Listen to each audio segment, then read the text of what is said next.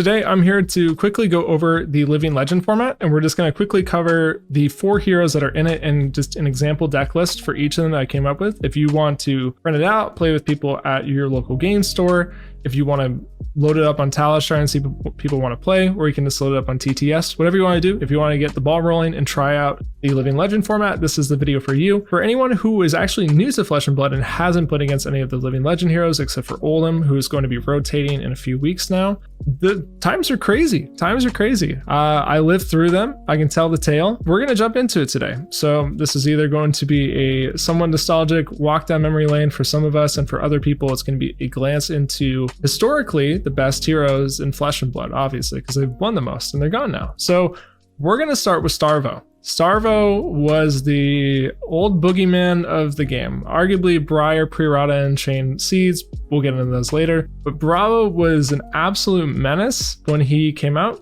I will defend LSS to some degree here. So Starvo was tested during Pre-Rata, pre-Plunder Run, pre-Ball Lightning ban Briar. So in that meta, they believe that Starvo was not going to be the best hero.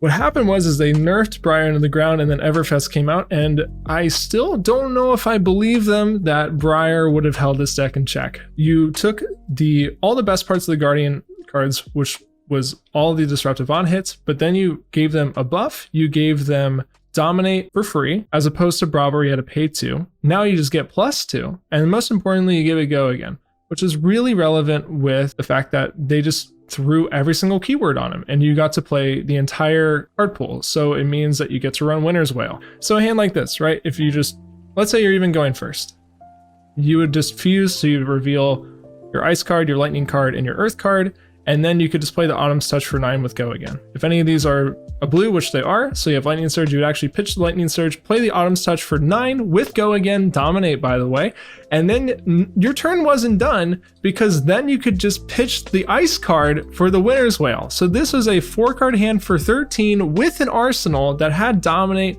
and also gave a Frostbite. Now I know what you're thinking, that sounds like an aggro deck, and I have to tell you, I could not tell the difference in that format. But yet, super defensive, and there were actually fatigued Starvo decks, and Starvo adapted itself into a control list where they would kind of play like an Oldhim game plan, but second cycle would set up these fuse hands where they would pitch stack perfectly with the help of Crown and just close out games, right? The hardest thing here that I'm not able to actually like really demonstrate with the way that the Fabry hand draw works is that you can just hold the pulses in hand. That was the biggest thing, is that you're like, okay, well, they got a pulse, so they just had to show 2 cards to fuse, it's fine. But then what they would do is they would just not arsenal the pulse and just hold it in hand, and then that card was just free fuse fodder for the rest of the game. You get the idea of how the deck worked. It would allow you to fuse and then play things like Crippling Crush for 13 with Dominate, which is better than 11 with Dominate, that also costs 2 in Bravo. And for some reason, you just had resources left over. You could Wail 2 afterwards if you wanted to, who cares? Crippling Crush for 11, Dominate, Go Again, very good. The most broken one was probably Oakenold for 11, Go Again, Dominate, on hit, lose 2 cards, and it only costed 3, which meant that it was extremely easy to send Wail afterwards. It was pretty much guaranteed. They obviously balanced this card around Oldhim, because you fusing with the cards and not having Go Again meant that you're actually, in a sense, unless if you're holding Pulse of Eisenlofts, you were actually inefficient on cards, because it meant that you could only arsenal 1 and you were stuck with 1 in hand, right? So that makes sense when you think about it that way. When you think about it in the context of Starvo, it doesn't make any sense. For anyone who's not played against Awakening,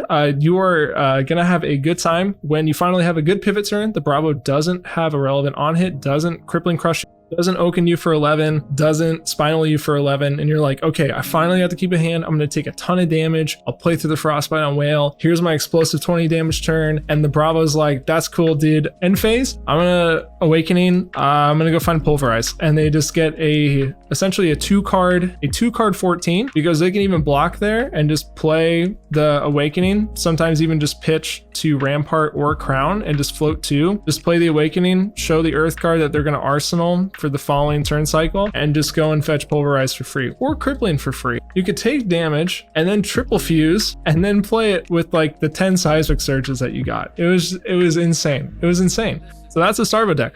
The only thing that's changed is now you get to include Hypothermia, which is actually going to be incredibly powerful, because the hardest thing in Oldhim is that you would have to make the decision between wanting to swing Wail or wanting to play Hypo. And The decision between getting to play a disruptive card or playing hypothermia is actually pretty difficult, but it's so much more different, and it just loses all of the downside of it not having go again in Bravo, because you confuse with it, play your card, and then after you play the card, instead of swinging whale, you can just play the hypo. So you can disrupt your opponent and shut down their turn. So we're gonna move on to Chane now. This one, I've consulted with some people, and I think it's kind of close to where the general idea is of what Chane would be like with the addition of some power cards from the Seeds era, but it's kind of difficult. So this one is the one I feel the least confident about, but I think it's pretty close to being where you would want to be. The biggest thing is now you get Duskblade, and this card was banned before it was released. This card was a mistake admitted by LSS, and now you get to play with it because there's no ban list to our knowledge. Now you get creepers in this deck too, which is really good because you get Seeds of Agony back. So for anyone who didn't play during that era, one of the strongest things about it was just being able to stack up Soul Shackles, banish a bunch of seeds, play them for 0 because they don't cost anything. And then there was a lot of different things you could do, right? So on top of them dealing 1 arcane each, which is like, the rate's like kind of okay. You don't really care that much. The biggest thing was that you could eclipse really aggressively. And then also the other big thing was Riftbind. So you just banish a bunch of seeds off the top, you dump them all, and then you just like double Riftbind, and your opponent just like dies. And it's crazy. And so because of that, Duskblade is going to be super powerful in the deck. The biggest change actually was going back and looking at old lists, and most of them are running Flock and things like E-Strike. I talked to some people, and it seems like even back in the day, Belittle was just as good in Chane as it was now. Arguably, those lists were not fully solved, and they probably should have been on Belittle. So I'm kind of out of my expertise a little bit. I'm taking the knowledge of experienced players. So we're including the Belittle package over the Flock package from the Seeds era Chane. And of course we get Plunder Run back, which is also absolutely just busted. So you can just like Plunder Run from Arsenal, play Riftbind. If you've played Seeds, and now it gets even bigger, comes on a breakpoint, threatens to draw a card immediately. It's nuts. You have some late game combo potential, right? So you can stack things really well. So you can stack up end games, like you can stack seed piles with Riftbinds. You can have your go wide chains, right, with your Seepings and your Mauvrian Skies. You can pitch stack, clips down. Not sure if Unhallowed Rites needs to be in here without Hallowed from Beyond, but I think it's just as fine being able to recycle seeds, so it ultimately maybe doesn't matter that much. Maybe you could swap out 1 seeds for a Red Howl if you want. If they keep to their word and there is no ban list for this LL format, I think that Chane is like by far the best deck. And I think that Starvo may have some potential, but I really think it'll be like pretty close to a 1 hero format. You may end up getting like a bit of a triangle as like people kind of maybe just like have fun with the format. We'll see. But like this deck is far and beyond the power level of the other decks, in my opinion, at least. We're going to look at Prism. Anyone who didn't play against Prism in Classic Constructed, she plays pretty similar as she does in Blitz, so has some aggressive potential with the Heralds, but especially in CC, much different game plan where you're really prioritizing the strength of the auras and spectra. And so in CC, you're able to manage your life total to actively set up your board state a lot easier than you can in Blitz. So the problem with Prism and Blitz, despite being quite strong, is that with 20 health, you taking damage to use 3 cards to play Genesis is very difficult, because if you take a bunch of damage and then your opponent ignores a Genesis for a turn and just attacks you, there's a good chance you probably just put yourself in a losing position, and you either have to start full blocking or you get pressured down to lethal very quickly, right? In CC with 40 health, not really possible, and you can take poor early game exchanges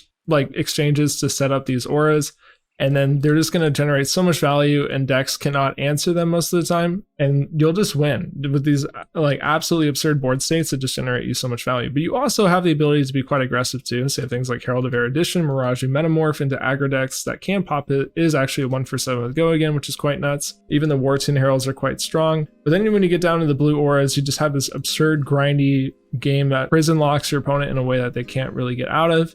Other additions here are going to be Wave of Reality in the arm slot over Ironhide Gauntlet. Just really nice to have Wave of Reality. Having a card that wards 1 while also turning itself into a threat until your opponent is able to clear all of your spectral shields is quite good.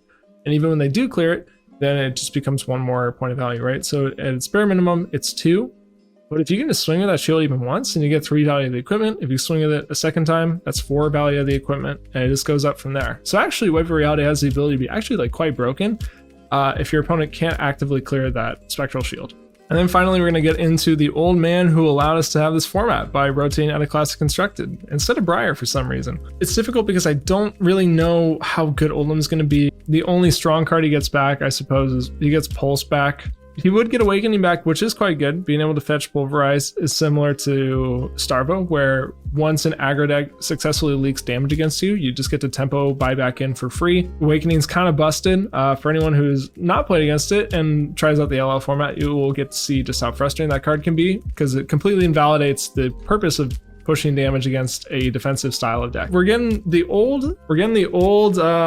Uprising, or no, sorry, not Uprising. We're getting the old Everfest Triangle back, which used to be Starvo, Chane, and Prism. And Oldhim just didn't exist at the time until after they left, and then he was the best hero by default. So this is gonna be fun. Give it a shot, test them out, see what you like. If you're new to this, you'll get to experience joys of playing incredibly overtuned heroes with incredibly overtuned cards. But that is the charm of the LL format, is just having the Wild West, no holds barred, play whatever cards you want, play all the broken stuff. It's kind of fun actually when you play with all the broken cards rather than playing in a meta that's trying to be balanced, that has some gaps in it, right? So you're trying to play in a format that's trying to be balanced meta wise, but there's like one hero that's like arguably too good, but like they're not super ready to nerf it yet. I'm talking from experience right now. So you know, you can understand like kind of the frustration with metas like that, where it's like, oh well, like why can't I play with my banned cards that are like arguably worse than like the unbanned cards that the best deck has? But when you go into the LF format, you just get to play with whatever. So it's like, no, you can't complain that like, you know, like if you're Oldhim or something, right? You're like, oh, well, how come Lexi gets Codex if they ban Pulse? It's like, well, no, you don't get to complain anymore, because now you get Awakening. So, you know, just fun stuff like that, right? Roomblade players complaining that like Lexi gets Premeditate and, you know, 3 of a kind, but like they took away Belittle. Well, it's like, all right, you get to play Belittle, Duskblade, Plunder Run, Seeds, Chane, right? Like, isn't that kind of wild? I think it's kind of fun. So this will be a fun format to try out. I know they're going to add it to the side events at some point. I think at least at Worlds. So we'll see if they also include it at Nats, but we'll see you then, I guess. So until next time, thank you for watching.